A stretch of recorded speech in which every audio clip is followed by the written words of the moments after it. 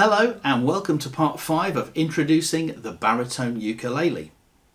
We've learned now 6 chords that work together in the key of G. We've learned some extra chords, so we now have 6 chords, although some of them were the same, but 6 chords that work together in the key of C. We've looked at some different rhythms, and what we're going to do now is we're going to add some new chords that we talked about earlier on. In fact, we already have 2 7 chords. We've already learned D7 and we've got a G7. What are 7 chords and why are they important? And I'm going to teach you some more so we can play some more songs with them. 7 chords have an extra note added to them. This note here, we've added it to our G. So that G chord, actually, this is interesting, that G chord only has 3 notes in it. That G chord has D, G, B, that's another G. I know they don't sound exactly the same because this one is low and this one is high. They're what we call an octave apart. They would have the same letter name, those 2 notes, that's the note of G, that's the note of G. Just like on a piano, you can play notes right down the left-hand side that are very low and notes up the right-hand side that are very high, and they'll have the same note names. But that means 3 notes in that chord. And if we take one of our minor chords, so let's take E minor, nice easy 1-finger chord, and we play that, that has 3 notes in it. That 2nd fret note there that we're holding down on the D string is the note of E. Then we have our G, because that's our open string, our B, and our E, an open E string. 2 E's. Why have we got 2 of them? Well, musically speaking, all major chords or minor chords only have 3 notes in them. So if we want to strum 4 strings, and this applies to guitar players as well, if they want to strum 6 strings of a chord, then they've got to double up lots of those notes, or even have 3 of a note in there. We haven't got quite so many strings, but we have got 4 strings. So that means every time we're playing a major chord or a minor chord, we are having to double one of those notes in order to not have to somehow not play one of our strings. It's much easier to double it up and strum than it is to play those 3 and miss this one somehow. 7 chords have 4 notes in them. So now we can take one of those notes that was doubled and move it to where our new note has to be, and that's what we did there. So that's our G. This note on the top here is a doubled up note, so we don't need it. So instead of that one on that string, we can play the 1st fret. Now we have 4 completely different notes, and that note there, that's the note that makes that a G7. 7 chords have a tension to them, a tension that really wants to resolve. And by that we mean that tension builds up and then it releases and we feel better. We feel like, maybe we feel like we've gone home. So for example, if I play a G7 and then I follow it with a C chord, we get this. And you hear how that, if we stopped the song at that point, people might go, and? But that's a nice sounding resolution. We have resolved from tension to a nice peaceful place. 7 chords do that a lot, and the 2 that we had one in the key of G, where we had G, and then we had C, and we had D7. That D7 really wants to go back to the chord we started on, G. In fact, here's a nice little fun thing. Are we all happy with that? Is everyone going to be happy if you go? No, because this chord feels unstable. It doesn't feel like we've gone home. But if I do this, oh, that's wonderful. That D7 to G. and suddenly we're all happy. And that's what happens with 7 chords. And we can do it in our other key as well. In the key of C, we had C and F, and our 7th chord was G7. And that G7, as we said earlier, really wants to go back to that C. Now, so far, everything we've played has been a little bunch of chords that have belonged in a key. And lots of songs, particularly folk songs, maybe 3-chord blues or country songs, will use chords that just belong in the key, and that sounds fantastic. But there's more. We can do more than that. We can use chords that we borrow from other keys. We can step out of our key. And a really clever way that we can do that is by using the idea that we've just said. When we hear a 7 chord, we expect it to resolve somewhere. But what if when we got to that place, that turned out to be a 7 chord as well? Right. I'll show you now a few more 7 chords, then we'll put them together and demonstrate how that works. So here are some new 7 chords for you to learn. This is a B7. I'm holding down the 1st fret of the D string, the 2nd fret of the G string, no fingers on the B string, 2nd fret of the E string. B7.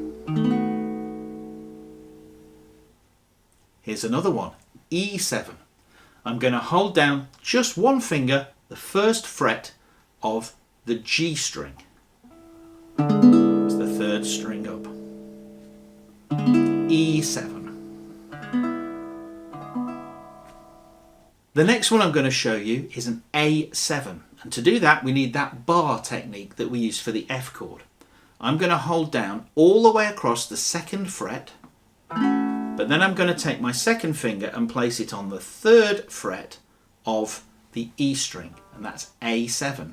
Now again, as with the F chord, you'll probably get some rattles and buzzers. Don't try and squeeze too hard, just wiggle your fingers around to a new position and find something that's comfortable, and eventually you will get a nice clean A7. However, there is another one that you can use, which is just the 2nd fret of the D string and the 2nd fret of the B string. Now that's interesting because that's an A7, but none of those notes are an A in there. It's not really a cheat, it's just another way of doing that. Quite often we do miss notes out of chords, and it's all to do with the context, and as long as there's enough information for the listener to get the meaning of the chord, it will be fine. But that one, it's good to be able to do both. A7, but this one is also A7. Then we already have our D7 that we learned before, and we already have a G7 that we learned before. So for now, I'm not going to show you any more 7th chords. So why have I given you all these 7 chords, most of which don't belong in the key that we've been learning, or either of the keys that we've been learning? Well, that's because we can play a trick on the listener. And so many songs have been written because we expect, when we hear a 7th chord, for it to resolve home like that. So what we do is we leap way out of our key, and if we play a B7, B7 really wants to resolve to E. But if we make that an E7, everyone is still a little bit puzzled because it still sounds tense, it still sounds unresolved. But E7 really wants to resolve to A. Except, and you can see what's coming here, we're not going to land on an A, we're going to land on an A7. And we all go, oh, I thought we were going home, but we're not. So where does A7 want to resolve to? It wants to resolve to D. Except we're not going to do it. Same trick again. Our A7 is actually going to go to a D7. D7 wants to resolve to G. We already know this because we did this when we were learning to play in G in our first lesson. Except we're not going to do it again. Instead of a G, we're going to play a G7. And G7, as we learned in the lesson on the key of C, wants to resolve to the chord of C. And we are going to do it. And that means we've gone outside of our key, but we've managed to play this trick on people where they're expecting something to happen, and every time it doesn't quite happen and we pull the rug away. Why am I teaching you this? Well, because it's the basis of a lot of songs. So let's play a C. Let's play an E7. Now that does not belong in the key of C. It's not one of the chords we learned when we were playing in C. But let's just go with it. E7 likes to resolve to A, but we're not going to play A, we're going to play A7. That's the one we had two ways of playing. You can choose.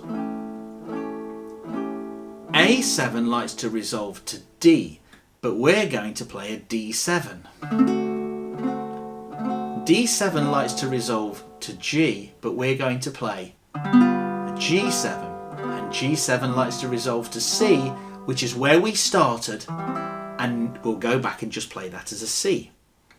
That sequence is at the heart of so many songs, particularly songs from what we would call the jazz age, the 20s and 30s. Things like this. 5'2", eyes of blue. Oh, what those 5 feet can do. Has anybody seen my girl? Now at this point, you're probably thinking to yourself, how many of these chords are we going to learn? Well, to be honest, in the next lesson, you'll find a nice little trick that means that a lot of these shapes we're learning here will end up being reused or recycled further up the neck. There aren't that many shapes down here that we're going to use.